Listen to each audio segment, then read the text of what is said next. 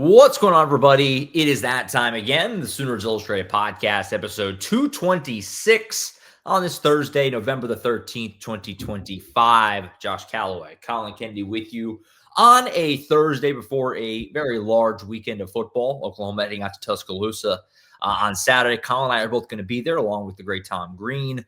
Loaded coverage coming, obviously, from Alabama all weekend long. The game preview with the two of us and Tom Green dropping tomorrow, Friday afternoon. So keep an eye out for that as you kind of lay everything out for a massive game on Saturday. Today on the program here, Thursdays, we typically talk recruiting. We will do so here today. Oklahoma, another commit in 2027. That class off to a phenomenal start with maybe some more good news to come. We'll get into all of that. And we'll also hit a couple of injury updates as well with the team as they head out to Alabama this weekend. Availability report last night. Some of the kind of thoughts there with some of the key names on it from Collin and I a little bit on the back end of the program. A reminder as we get started, as always, you can subscribe to Sooners Illustrated at oklahoma.247sports.com. Use the promo code SoonersPod60, all one word. If you're listening on pod, capital S, capital P, 60. Gets you 60% off, to a VIP membership for a year to Sooners Illustrated and the entire 24/7 Sports Network. So be sure to hop on that. Season's starting to dwindle here, so take advantage while you can. All right, CK. Sure. This 2027 class is awesome, and we'll get into kind of the big picture of it in a minute. But let's start with the newest addition for Oklahoma here. Jaxsen Stokes, running back, commits to Oklahoma. When was that? Was that late last week or earlier this week? I can't remember. It all blurs together. The 7th of November? Yeah, middle of last week. California product, running back. He's a composite 3-star right now at Sierra Canyon High School out there in California. Collin, what's the player like? How did Oklahoma do this, and what kind of a player is this that Oklahoma is picking up here as DeMarco Murray makes an addition? You know, we talked about Zephyr Walker, obviously the running back in the boat in 2026. Now you have your running back with Stokes here in 2027, seemingly. What do you make of the get for Stokes, and what kind of a player is he? The Cali Sooner surge is very much back. It is very much back, and you give a ton of credit to Director of Player Personnel Stacy Ford. He continues to kind of spearhead a lot of OU's recruiting efforts out on the trail, especially in terms of the relationships he has out west. DeMarco Murray, obviously a primary player in this process. And Jaxsen Stokes, he has seen Oklahoma a few times this season in person, both in Norman and on the road. And all of this kind of combined for OU, I'm not going to say out of nowhere, because the Sooners had a ton of momentum in this recruitment. Sure. But I think it's certainly fair to say for a 2027 running back who had a number of options all over the country, this was an accelerated timeline that Oklahoma kind of forced. And I give the OU front office and on-field staff a ton of credit. And Jaxsen Stokes, I like this get for a couple of reasons. Number one, the player. He's a great kid. The character stuff we talk about, the ideal fit for OU. Yeah. But at 5'9", 175 pounds, he will grow. I love the fact that he combines a really smooth running style with just blatant speed. He can get out there and make explosives in a hurry. I also love the fact that they're getting a guy who has a lot of third down back upside. This guy in 2024 had 56 rushing attempts, but also had 37 receptions. So I'm not going to say he's nearly matching his rushing with receiving, but pretty impressive, dual capabilities for this guy out of the backfield. And because of that, his ability to impact both the running game and the passing game with the speed and the smoothness and the balance, you love that if you're Oklahoma. But also because of this specific skill set, I don't think this necessarily prevents Oklahoma from taking a second back either, because he is a very complimentary piece out of the backfield. And so I love the get for OU. It continues to build on a strong 2027 cycle already. And first running back in the class, I don't think it's their last by far, but because of who Jaxsen Stokes is, both as an individual and a player, it's just another really solid building block for OU in this 27 class.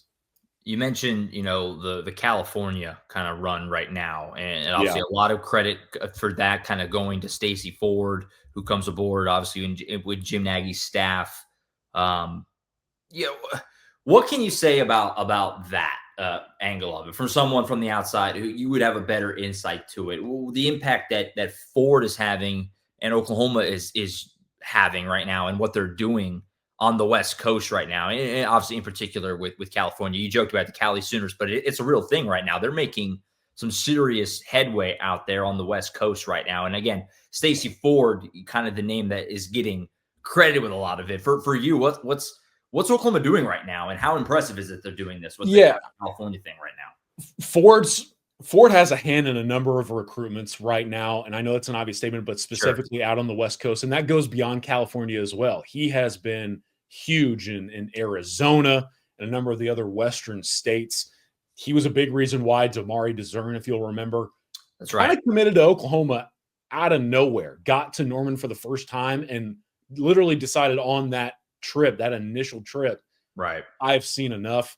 He had a big role in Jaxsen Stokes. He's impacted a number of 2026 recruitments as well, and we're getting ready to talk about another one in 2027 that Stacey Ford personally has had a lot of influence in Taven Epps. So stay tuned for that. But I think in general, number one, I think that Oklahoma knew what it was getting in someone like Stacey Ford. Keep in mind, this is a guy who was at UCLA before this, and the buzz out of the Bruins program was that he was a rising star, and he was largely the reason why the Bruins were still staying very relevant in a number of Western recruitments at a time where the program had a lot going on, to say the least, right? Yeah. And I know it was tough for him to leave UCLA, obviously because he's a West Coast guy, and UCLA is a still a program of note out there. But at the same time, I think for Stacey, it was tough to leave familiar territory and go to kind of an unknown sector of the state. He has brought his influence out on the West to a place like OU seamlessly. And that's kind of the other point that I want to make.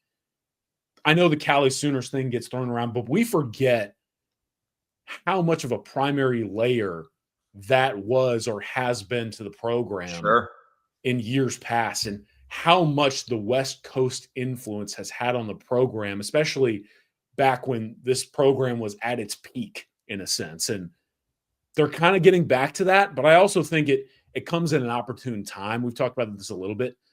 OU bringing in Stacey Ford, and it obviously goes beyond Stacey Ford as well. You know, you've seen guys like Todd Bates and Emmett Jones spend a lot of time out west, a number of others as well. And this new front office has really hammered home prioritizing West Coast prospects. Right. Because let's just call it what it is. The West Coast currently is not as clear cut from a standout program standpoint as it typically is. USC is they're doing well. Don't get me wrong, but I don't know that the Trojans are as, considered a gargantuan or a behemoth as maybe traditionally they have been out there on the West. UCLA is struggling. UW has been kind of the power that's benefited from that. Oregon has certainly maximized, but Oregon has increased its national influence. UW is still very much in the mix. Arizona State has climbed, but I think what I'm getting at here is Oklahoma sees almost like a power vacuum in a sense. There's an argument to make that there isn't like a primary stranglehold on the West states. And the Sooners are looking at that going, well, people know who we are out there. Like the program tradition in this region of the states is still relevant. Right. Let's see if we can't go back to that well. They certainly have. And I don't think that they show any signs of slowing down, whether that's Stacey Ford or just the internal prioritization of these prospects at a time where programs are creating an opportunity for OU to climb in there. And Oklahoma's making the most of it, man. It's really impressive what they're doing out there right now. No doubt. It's exciting. So, this is a class, obviously, that's off to a tremendous start. We've talked about it. I mean, it just rips right now. I mean, you got Cooper Hackett is obviously the headliner, Caden Penny, another composite 5. Then you have Luke Wilson, also in that offensive line group. Now you had Stokes. You mentioned Damari DeZern. You also Mikhail McCreary, we talked about, a little while back.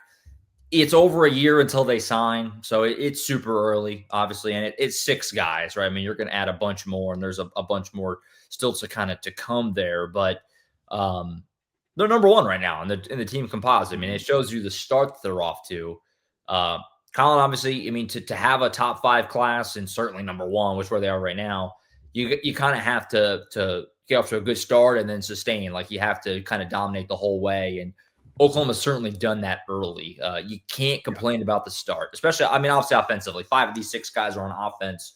It feels like Ben Arbuckle, first time through this cycle, crushing it right now. I mean, it's super early. I know I keep saying that, but what a start. I mean, what a start for these first 6 guys to be sitting at number 1 right now. It's heck of a start.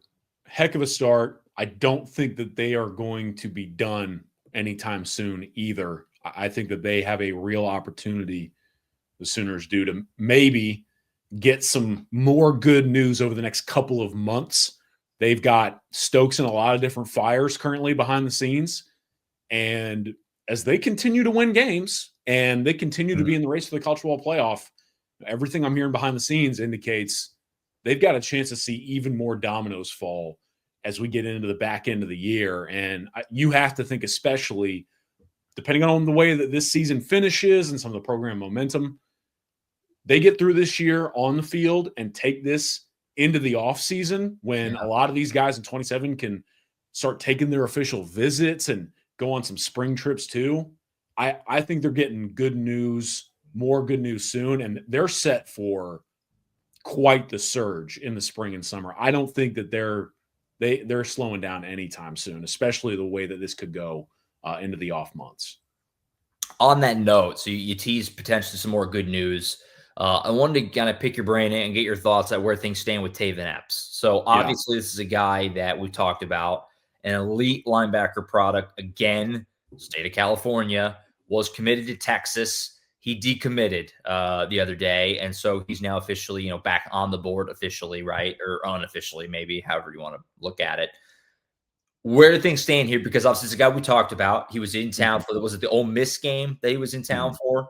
Yes. I believe. And, he was committed to Texas that time. That was a name that caught our eye because it was, whoa, this is an elite linebacker product. This is a guy that, looking at his 24/7 profile, is a top 100 player, top 10, maybe even top 5 linebacker in the class, committed to Texas, who comes to town. And now you get this week, he decommits.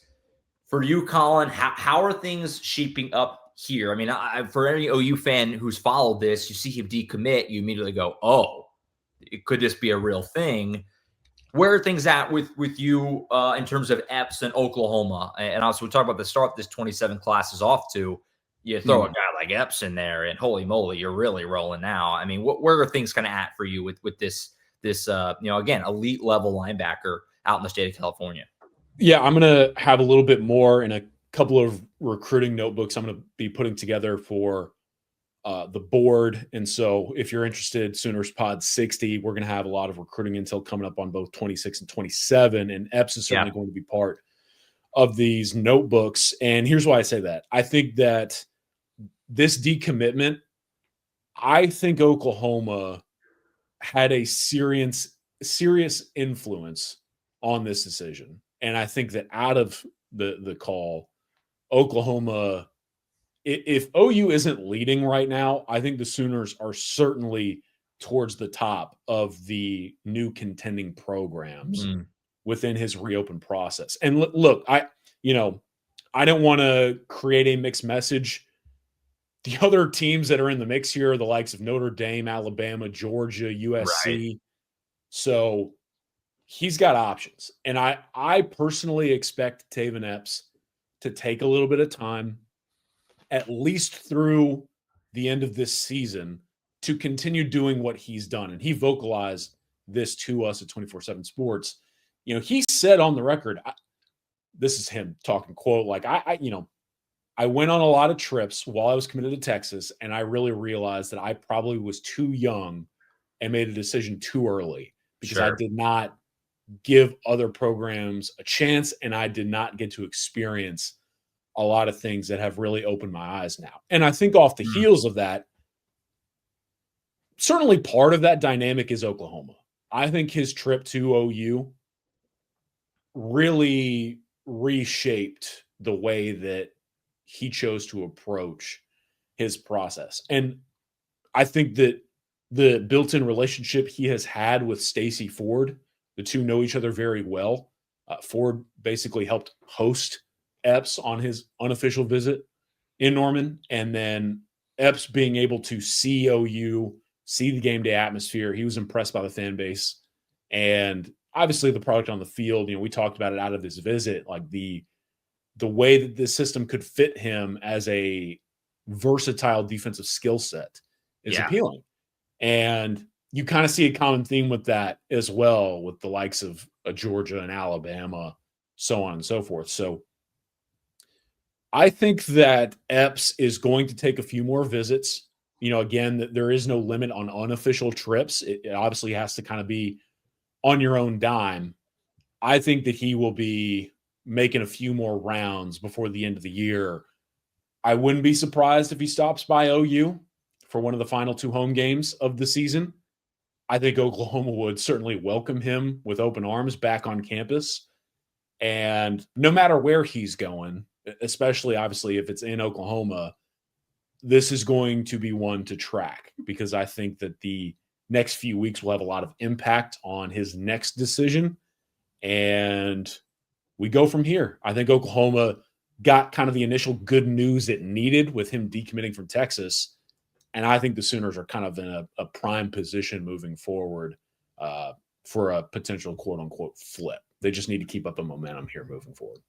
Yeah. No, I mean, this is a player that's exciting. I mean, 6'4", 220 linebacker, which is, Brent Venables' baby. We've talked about that before. And the way they've kind of been able to produce some high-level players there, it's just one that gets you excited, because you figure the 27 class, we mentioned 5 of the 6 guys are on offense. Like, the defensive guys are going to come, which is why it makes you pumped up that they're off to a great start offensively. Like, you're not worried about them getting defensive talent, right? I mean, with where that group is and what these position coaches have proven, over these first 4 years here at Oklahoma. And so just a guy like Epps, if you could kind of get him to go with, McCreary and kind of really get things rolling on that side, you're cooking. You're cooking. So a lot to be excited about there. Like Collin said, we're going to continue to follow it. He'd be a big name that I mentioned. We'll talk about again on this show, probably before too long, but a big name to watch there. And, step one is him decommitting and got that obviously this week. So keep an eye on that one, obviously, for sure. So great start to 2027. That's a little bit of time until 2026. Sign day is less than 3 weeks. CK, are you ready mentally? It's coming up December 3rd. I think it's gonna hit me hard, especially when we cover the LSU game, the final home game, and it's then we turn right around and signing day is going to be tough. But hey, it's on the horizon whether we like it or not. You know what I mean? Yeah, no doubt. It's coming up rapidly. Amazingly, and you could speak better to it than me, but it feels like Oklahoma very active in 2026 still, even with sign day less than 3 weeks, more so than maybe I can remember any year, at least recently. It feels like when you get to this point, the cycle you're on is it kind of set in stone a little bit. But Oklahoma continuing to be very, very active in 2026. I know you wanted to talk about Noah Abebe, who is a 2026 offensive lineman who's currently committed to Tulane, that Oklahoma extended out an offer to. He's a Texas native, Friendswood, Texas, obviously south of the Red River. 3-star guy right now, committed to Tulane. We saw Oklahoma flip one Tulane guy already, obviously, in this cycle with Braden Allen, the wide receiver. Collin, what do you make of this here? I mean, Oklahoma only 2 guys committed in the offensive line in 26 with Best and Schmidt. You offer Abebe here. Is this something that you could see happening, I guess, before signing day here in less than 3 weeks? And how does he fit in? What kind of what itch is he scratching by putting him into the group if it does happen that way here, but sometime before, December 3rd? Yeah, I mean, speaking to the activity that you were hinting at, this is the second new offensive line offer in the last 2 weeks or less, basically a week and a half, if you will. And Noah Abebe to me is fascinating. So This is a 6'3.5" verified. He self-reports a current weight increase of 290 pounds. This is a former tight end who made the transition to the offensive line in high school, still relatively new to the position. Yeah. And look, background playing tight end, shot put in the track and field sphere. Love that. We love the dual sport ability, right? Love A lot of just pure athletic ability. And now he's kind of rounding out into more of an offensive lineman's frame. Now he plays tackle for Friendswood, and he's not going to play tackle at the collegiate level. This is someone that a lot of people view as a very intriguing potential interior option. And I think that Oklahoma sees this guy as someone who, feeding off a similar skill set in a sense like Best, I think they see Noah as someone who could play all three interior offensive line positions. So both guard spots and center. Obviously, you know, the built-in athletic ability that we're talking about would make him very attractive in terms of the movement skills and what he could do within calls. And Noah is a very intelligent individual. Tulane's one of the best run scouting departments in the country. They are elite in the evaluation space. I've been able to pick some of those guys' brains at times, and they not only like put in the work, they take a lot of pride in this stuff and finding these kind of guys, but they get it right. And I think they got it right with Noah Abebe. Oklahoma recognizes that, and they're going to try to push for another flip away from the green wave. Moving forward, there are a couple of things for me really quickly. Number one, I would expect Noah to be on campus in Norman pretty soon. Mm-hmm. Number two, there is good and bad in a sense to a very relevant storyline for Noah. Obviously, John Summerall, the head coach of Tulane, is in every coaching carousel article that you could imagine. I think in some ways that benefits Oklahoma, obviously, because of the uncertainty that is out there at Tulane. But in another sense, this is the caliber of player and skill set to where if John Summerall were to get, an SEC job or whatever the case may be, Sure. This guy would make a lot of sense to me as someone that they would look to bring with them to the next gig. And so just something to monitor, certainly a name to monitor, but this guy makes a lot of sense for both Tulane and Oklahoma. We'll see what the Sooners can do here. And again, they're going to push to try to get him in Norman shortly.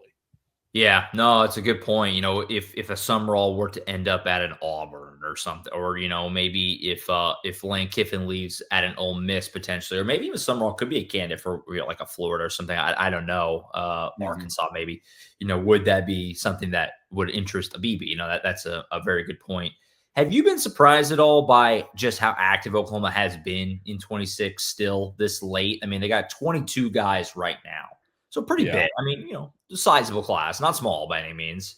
And you're still looking to add. I mean, how many guys are you? I mean, the 25 was small, right? We talked about that at the time. They brought a lot of the guys back. It was a smaller class. Mm-hmm. This class just kind of keeps on getting bigger, it seems. And we're 3 weeks from signing day. It looks like they could still maybe add a couple more. I mean, has that surprised you at all? I guess for what Oklahoma is kind of doing, and how big could this class still get? I mean, it's a lot of dudes right now. Yeah, I don't think that I'm necessarily all that surprised because we talked about this in the past. Number one, they're really starting to lean into the newfound momentum from on-field play, right? They were battling some narratives and some negative recruiting from other programs out there over the summer. No doubt. And now that they have proven themselves on a week-to-week basis, that they're obviously attractive and they're going to capitalize on that momentum. And then secondly, why I'm not all that surprised when you look at it, the guys that they are still kind of going after are at positions that make a little bit more sense to recruit from the high school level compared to the portal. So offensive line, you're going to I'll flat out say, you're going to save money if you get offensive linemen in high school compared to the portal. You're going to save a lot of money. They're looking at running backs and wide receivers. I think that, look, those positions are very enticing in the portal because if you get a proven receiver or running back from the collegiate level, you're getting more than likely an impact guy. Don't do the Jaden Ott stuff in the comments. I already know what you're going to say, but we know what kind of an individual situation that was. But at the same time, because of kind of the career peak that a lot of those guys see at the collegiate level, they cost a lot of money because, like, for example, a lot of running backs are going to be looking for top dollar because their agents are probably telling them, hey, man, you may not necessarily be able to have much of a shelf life once you reach the professional level. And flat out, honestly, sometimes like it's hard to get drafted, even as an impact running back at the collegiate level, and then maintain your long-term ability. And so whether it's running back, receiver, offensive line, I think that even some of the defensive positions that they've been pursuing here on the back end, it's a lot of specifically high school recruits at spots who make sense from a positional standpoint to just go out, add some bodies. We were talking about supplementing the roster and saving a few dollars and cents before it's time to come calling in the portal. So it makes a lot of sense to me. No doubt. Well, we'll keep an eye on it. Signing day less than 3 weeks away. Obviously, Abebe, a name that we'll continue to follow along with some others. And we're coming up, and we'll have our signing day show. You're coming up before you know it. Like Collin said, right after the LSU game, we have to kind of shift the mindset. It's going to be a busy day that Wednesday in Norman as per usual. So a lot to still get to before then, and we'll keep you apprised over at Sooners Illustrated, Oklahoma.247sports.com. Before we go, I did want to make sure to hit a couple of injury updates for Oklahoma going to Alabama. Normally, it's a portion of the Thursday show where I get Collin's thoughts on the game, but we're not doing that as much because Collin's going to be on the game preview tomorrow, which is a nice treat for us. Very exciting. Tom Green, Collin, and myself on tomorrow. We already recorded that, so that'll be available tomorrow afternoon on podcast and, of course, on YouTube, where we kind of break it all down. The longest game preview we did, I think, all season. There's a lot to talk about. It's a huge game. Obviously, we did get the first availability report last night, which we did not have the benefit of when we recorded that game preview. So I want to make sure to hit a couple of these updates, Collin. The good news, Keontae Lewis probable, which is great to see. They've kind of not really had that third wide receiver since he went down. Javonte Gibson, some moments. Jermichael Carter, some moments, but kind of it's been predominantly the Satania show with a little bit of Burks mixed in. You also got Kobe McKenzie probable, which would be huge. Quarterback to the defense, all that. The bad news is our Mason Thomas questionable, which is not surprising. We kind of, the game preview, that's kind of what we were anticipating. But then Jaden Jaxsen gets thrown a questionable as well. Was told he got nicked up in practice this week. I think there's a chance he goes, but obviously it's up in the air right now, hence the questionable designation. How concerned are you? Are you more encouraged by the good news or more discouraged by the bad news, I guess, with the availability report on Wednesday night? I guess what kind of catches your eye from those updates on Wednesday? What intrigues you the most? What's the headline? Yeah, I think, you and I were swapping intel behind the scenes, what we were hearing on some of the availability stuff. We'll start with Jaden Jaxsen. You were someone who picked up on this earlier in the week. And we talked a lot about this on the game preview pod that'll drop later in the week. It's just how we feel about Oklahoma's defensive line and its ability to lean on depth. We talked more specifically in that show about defensive ends, but at defensive tackle, I mean, if it means that a guy like maybe a Grayson Holton, who's one of your better one gap penetrating pass rushing defensive tackles, sees a little bit more time against an Alabama passing attack like this, I don't know that that's the worst thing in the world, right? And I think Grayson Holton is playing about as good at football as anybody right now. And he's going to be motivated to go in and play that game. But another thing we talked about was, I had been hearing that Keontae Lewis was in great shape to potentially go and play. Him being listed as probable, I think you're going to see him out there on Saturday.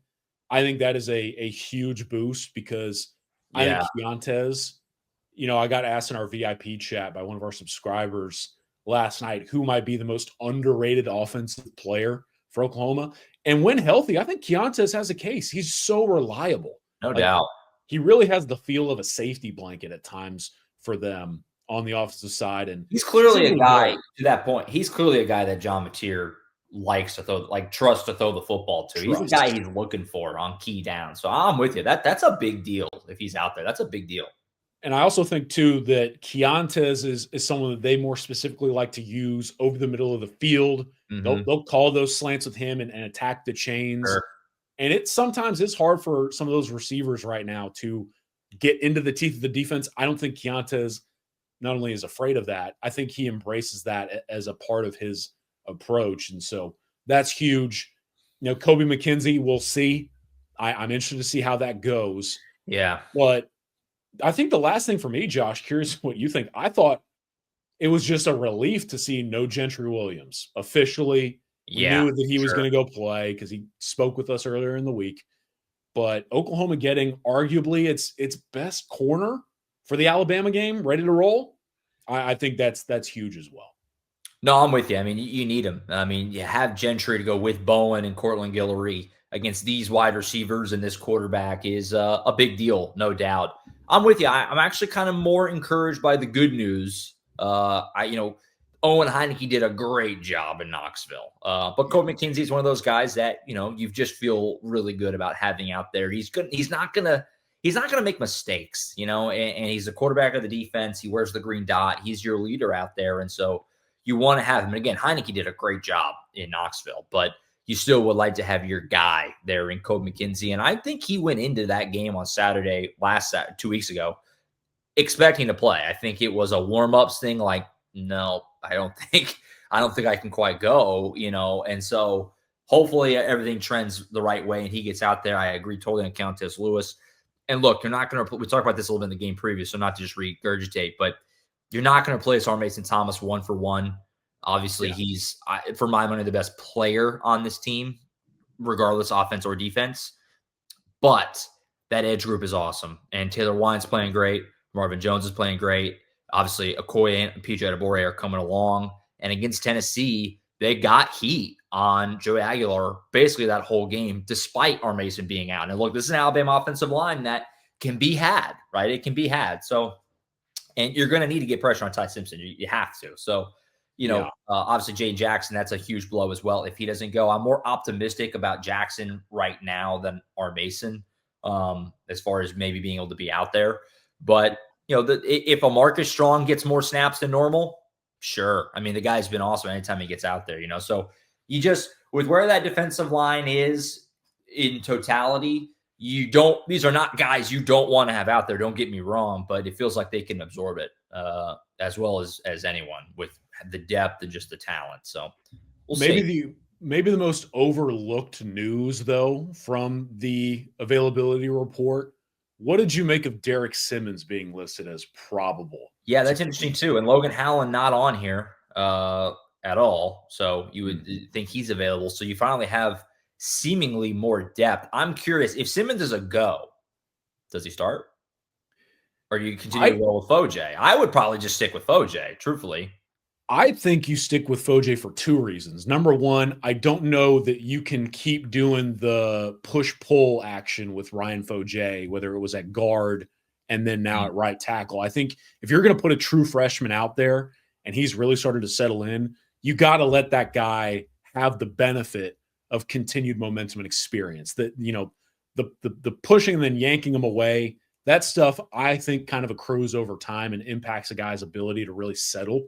Yeah. The other thing, too, for me, I think you roll with Foj because at the end of the day, yes, Derek Simmons is probable, but this is a multi-time concussion guy.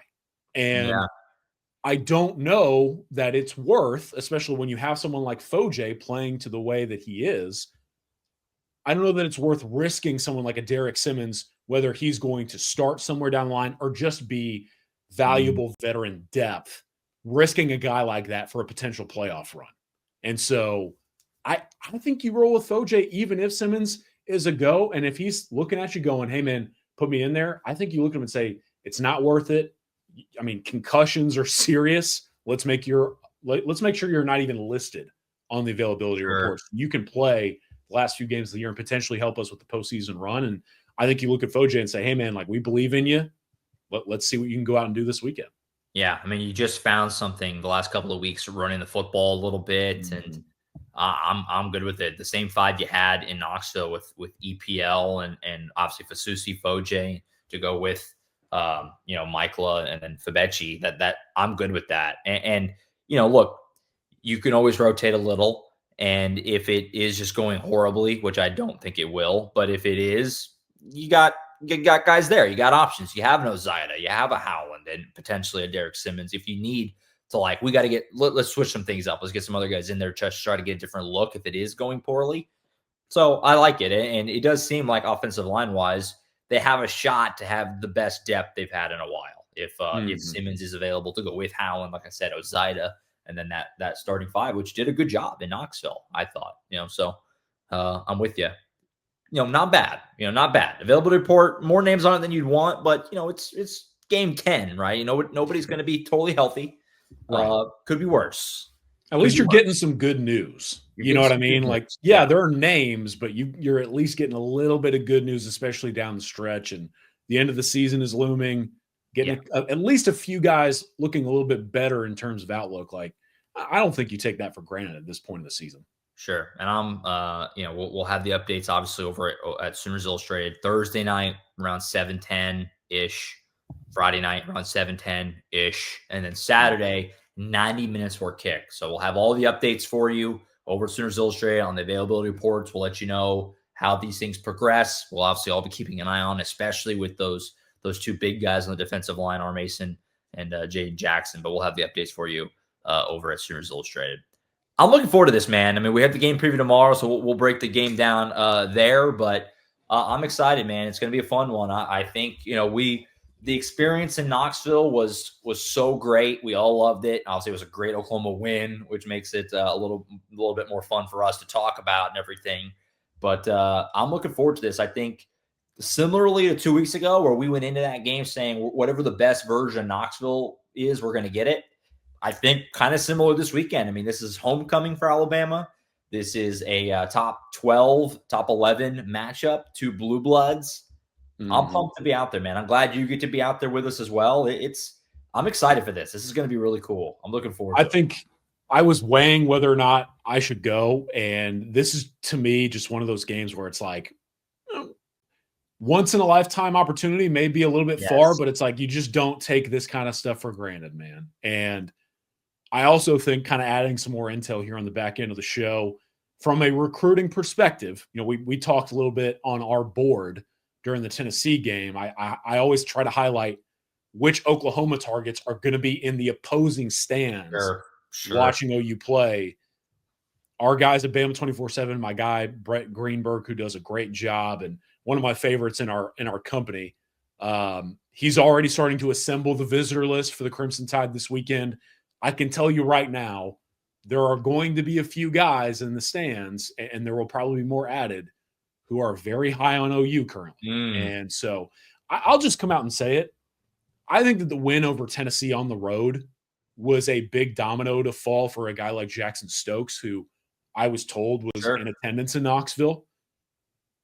When you have someone like that happen already this season, and now you're set to go back on the road for another big game, you've got more priority targets likely in attendance this upcoming weekend, you never take these exposure points for granted either. And I think that that's another thing that's subtly on the line for Oklahoma. They kind of got a commitment off of their big road win a week or two ago.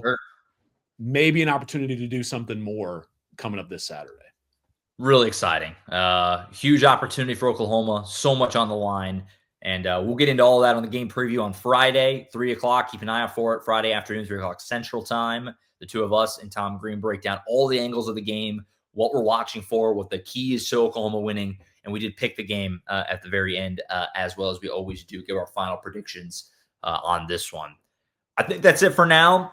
We'll be back for the game preview on Friday. Like I said, Friday afternoon, the two of us along with Tom Green. And then we'll see you, obviously, Saturday from Tuscaloosa, Alabama. That's it for Collin Kendi. I'm Josh Callaway signing off for now. We'll see you next time right back here, as always, on Sooners Illustrated.